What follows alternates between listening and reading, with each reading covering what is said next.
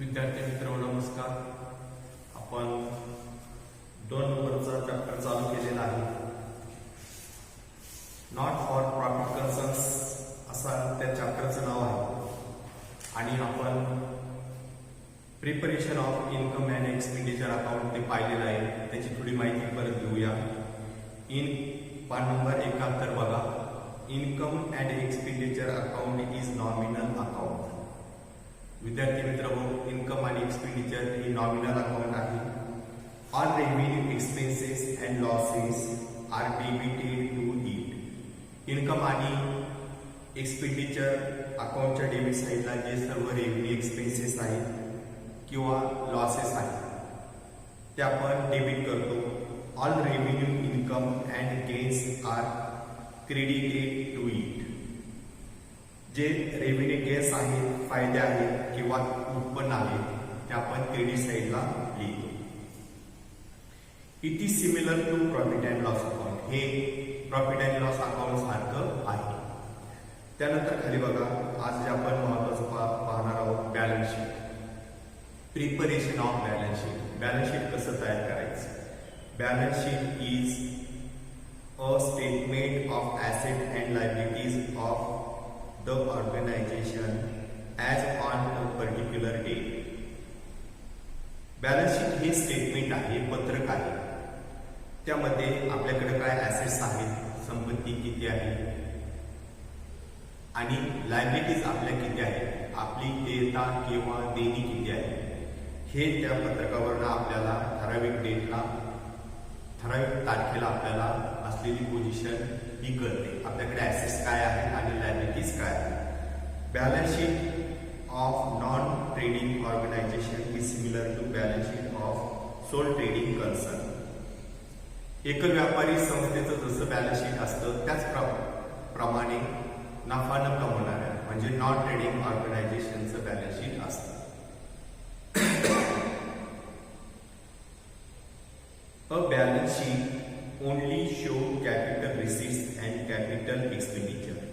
तर नफा न कमवणारे संस्था आहे त्यांचं बॅलन्स शीट किंवा आपण ताळेबंद जे म्हणतो ते भांडवली प्राप्ती आपल्याला काय होते आणि आपले भांडवली खर्च काय आहे ते दाखवतो.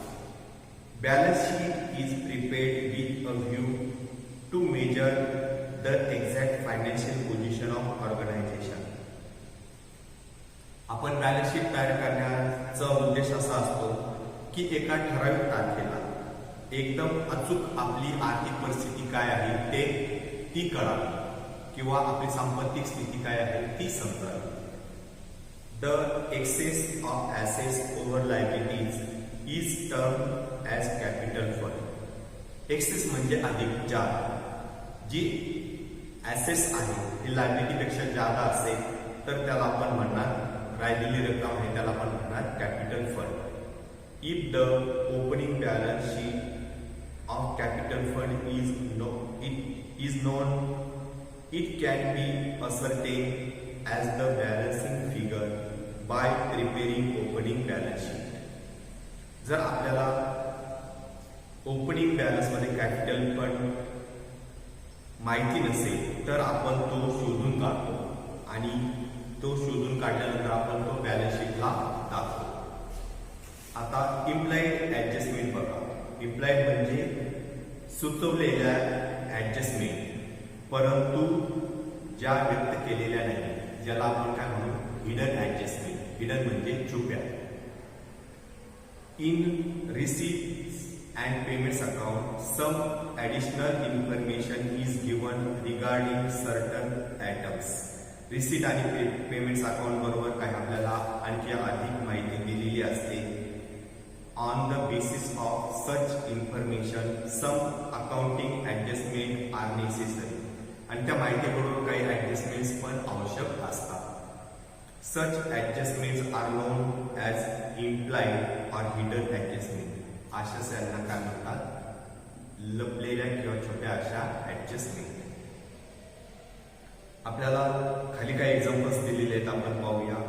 Rent 11 months rupees 11,000. 11 महिन्याचं भाडं किती आहे 11,000. तर 12 महिन्याचं किती असेल 12,000 म्हणजे एक महिन्याचं किती येतं 1,000. 10% loan from bank of India 20,000 taken on 1 जानेवारी 2020. 1 जानेवारी 2020 ला बँकेचं कर्ज 20,000 घेतलेलं आहे, ज्याला व्याजदर किती आहे 10%. Lease hold land at 1 lakh for 10 year from 1/4/2019.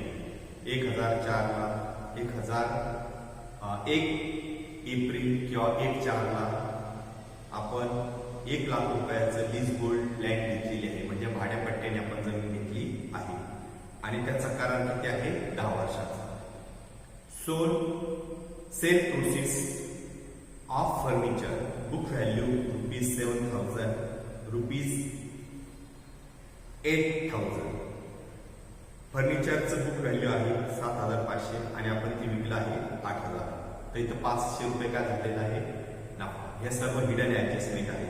Receipts आणि पेमेंट्स अकाउंट 31 मार्च 2020 आपण त्याच्यामध्ये कशी त्याची ऍडजस्टमेंट दाखवू किंवा कशी त्याची तरतूद करू ते दिलेलं आहे आपल्याला.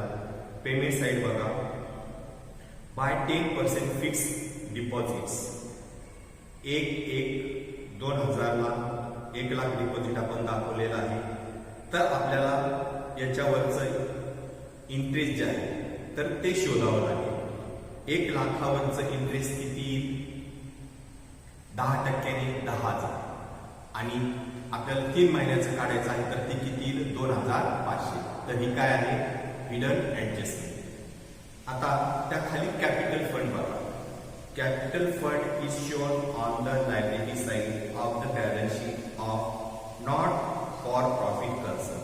कॅपिटल फंड जे आहे विद्यार्थी मित्र हो ते बॅलन्स शीटच्या लायबिलिटी साइडला दाखवलं जातं. जसं आपण प्रॉफिट कन्सर्नच्या बॅलन्स शीटला कॅपिटल दाखवत असतो त्याचप्रमाणे नॉट फॉर प्रॉफिट कन्सर्नच्या बॅलन्स शीटच्या लायबिलिटी साइडला आपण काय दाखवणार capital fund. Capital fund is created from capital incomes. Capital fund जे आहे हे कॅपिटल इन्कम पासून तयार केला जातो. The net surplus is added in the capital fund. Net surplus जो आहे तो कॅपिटल फंड मध्ये काय केला जातो मिळवला जातो. आणि दुसरी गोष्ट deficit is deducted from capital fund. जर डिफिसिट आला असेल तर कॅपिटल फंड मधून तो काय केला जाईल वजा केला जाईल. विद्यार्थी मित्र आता 73 पानावर आपण बॅलन्स शीटचं स्पेसिमेन दिलेला आहे तो पाहू. Balance sheet as on 31 March 2000. पहिली लायबिलिटी साईड बघा. कॅपिटल फंड दिलेला आहे. ओपनिंग बॅलन्स आहे त्याच्यामध्ये आपण ऍड करणार किंवा मिळवणार डोनेशन कॅपिटलाइज, त्यानंतर एंट्रन्स फीज प्रवेश फी आणि आता पाहिल्याप्रमाणे सरप्लस लेस आपण करणार डिफिसिट. नंतर बिल्डिंग फंड आहे. एंडोमेंट फंड म्हणजे देणगी, tournament fund, special fund, charity fund म्हणजे दान स्वरूपातील निधी. त्यानंतर सन्ड्री क्रेडिटर्स, बँक ओव्हरड्राफ्ट आपण बँकेतून घेतलेली उचल, अदर लोन, अजून काही आपण कर्ज घेतलं असेल तर ते, आउटस्टँडिंग एक्सपेन्सेस काही खर्च आपले देणे बाकी असतील ते, प्री रिसिव्ड इन्कम आपल्याला इन्कम आगाऊ स्वरूपात म्हणजे ऍडव्हान्स मध्ये प्राप्त झाले असतील ते, सबस्क्रिप्शन रिसिव्ड इन ऍडव्हान्स जर आपल्याला वर्गणी आपल्याला ऍडव्हान्स मध्ये मिळाली असेल तर ती त्याला आपण म्हणणार pre received income. Life membership fee म्हणजे सदस्याची आजीवन fee.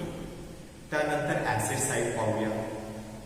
Cash in hand, cash at bank, fix deposit, investment गुंतवणूक, sundry debtors, land and building, furniture and fixtures, plant and machinery, equipments म्हणजे उपकरण साहित्य किंवा आपण ज्याला काय म्हणत असतो साधन सामग्री, प्ले ग्राउंड खेळाचं ग्राउंड, मोटर व्हेकल्स आपल्याकडे असलेल्या 4 व्हीलर गाड्या वगैरे असतील त्या, लायब्ररीची पुस्तकं library books, stock of sports material stock जो आहे आपला स्पोर्ट्स मटेरियलचा तो किंवा ज्याला आपण काय म्हणतो स्पोर्ट्स मटेरियलचा साठा, stock of stationery stock of drugs, औषधांचा साठा, लोन्स अँड ॲडव्हान्सेस गिवन, आपण जर कोणाला कर्ज दिला असेल, ॲडव्हान्स दिला असेल तर तो.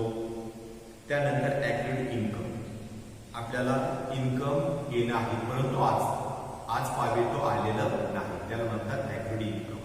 त्याच्यानंतर प्रीपेड एक्सपेन्सेस, काही खर्च आपण आगाऊ स्वरूपात दिले असतील ते, ॲडव्हान्समध्ये दिले असतील ते, आणि आउटस्टँडिंग इन्कम आपल्याला येणे बाकी असेल तर ते. तर विद्यार्थी मित्र, आपण इथं बॅलन्स शीटचं स्पेसिमेन पाहिलेलं आहे.